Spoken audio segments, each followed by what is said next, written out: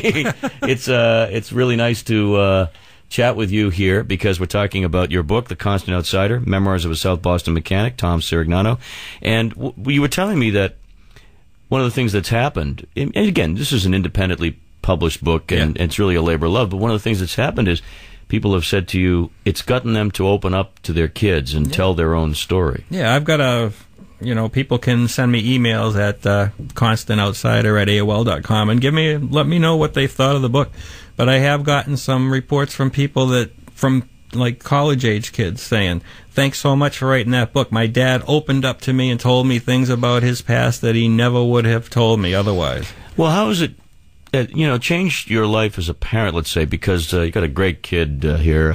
Kid, he's an adult. He's right here. I'm very happy. He's a very, very nice young man. But how has it changed after doing this and re-examining your life? How does that sort of readdress how parenting should go? Because, quite frankly, I don't care who you are. If you're a young person and your parents say, do as I say, not as I do, it's a problem. I think things are different. I know I've tried to make my son's life different growing up than my life was. I mean, I never had a one-to-one talk with my dad. He was the king of the house, and you didn't say boo. I mean, he ruled with an iron fist, which was the way they were brought up, the old Italian. I mean, my father was born in Italy, so when he came over here, he had to struggle. You think I'm the outsider. I bet you that's one thing I mentioned in the book. I wish he had written a book because I think he must have felt like an outsider. Particularly being Italian and coming to this part of the Dropping area. me off in South Boston. Right. I mean, come on. Right. I mean, and then you think about the neighborhood now, and you've been back, we all been back. Oh my God. It's completely changed in so many ways because of the influx of all kinds of people, cosmopolitan types, minorities. It's really changed. I know. I mean, it's so yuppie like now. I mean, I went to Castle Island last Sunday. I still go in there. I brought some friends that had never been to Castle Island, and we sat along the water, watched the jets fly over into Logan, and we ate at Sullivan's and had the fried clams. The hot dogs and all the great stuff. Oh, you got to have the clams. Oh, yeah? Yeah, definitely. They're world renowned. But, the thing you see people jogging by with these exotic dogs, and I mean, you never saw things like that. Right. You might have saw a guy staggering down with a pint in his hand, maybe. Just to get back to something, because this is an important part of your story and everybody's story, it really wasn't until the 80s, as you mentioned, Tom, that drugs became a really, really deep and vicious part. Epidemic, I think. Vicious part, because then that's when we started seeing suicides, we started seeing murders.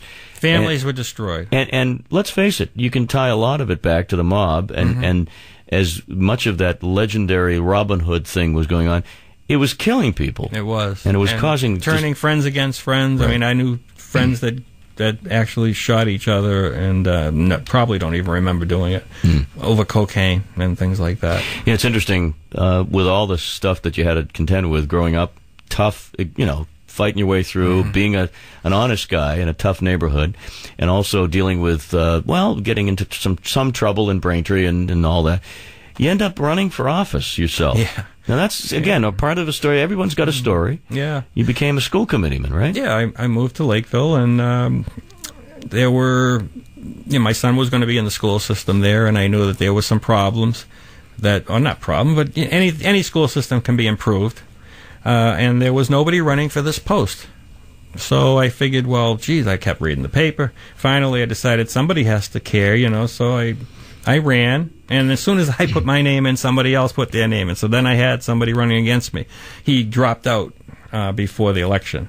And so I was elected, and I served 4 years. I served an elected term and then an appointed term.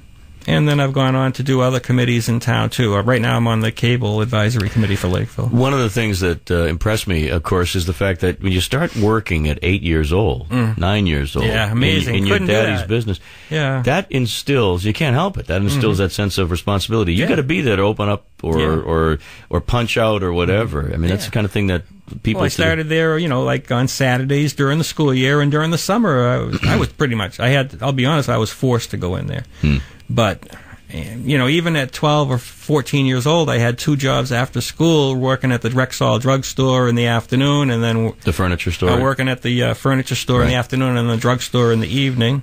Again, these characters, the guys who own those stores. Wonderful, man. Do you want to tell a story about the was there a robbery? Yeah. Tell that story, Yeah, if you of will. course, in Dorchester, we had some pretty rough kids that lived in the area.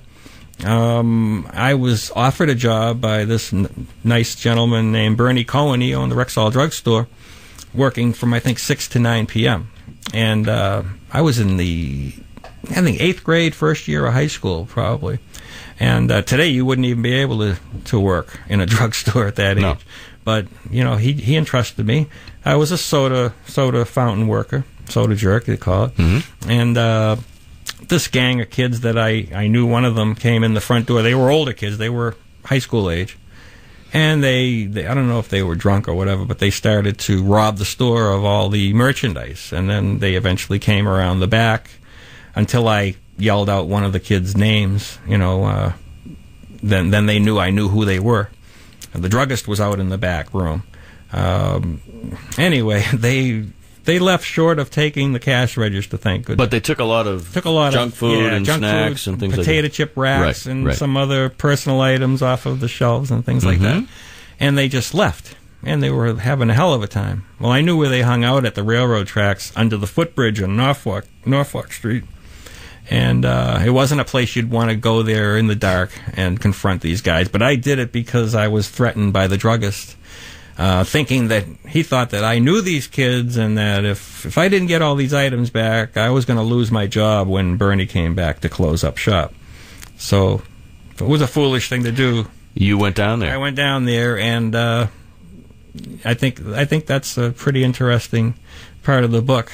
You went down there and confronted these kids. Yeah. How many were there? Do you remember? Probably 4 or 5. Okay. Yeah. And you're an 8th grader at the time, or so? Oh, either and that or just beginning high school. You say you pull the old listen. Yeah. Give us the stuff back. We'll the forget cops. about it. We won't have the cops come down there, but we know where you are, and blah blah blah. And to my amazement, they did allow me to take as much stuff as I could carry back. Well, the following week or so, there was a dead body found on those railroad tracks right where I had confronted these guys. They had stabbed somebody, the same group, laid him across the tracks, and the train came by. They thought that would cover up the murder. And actually it didn't. No, that makes a bit of a mess. Yeah, made a mess, but they still knew that there was a But when you think about that and you look back, could have been me. Could have been you. Yeah.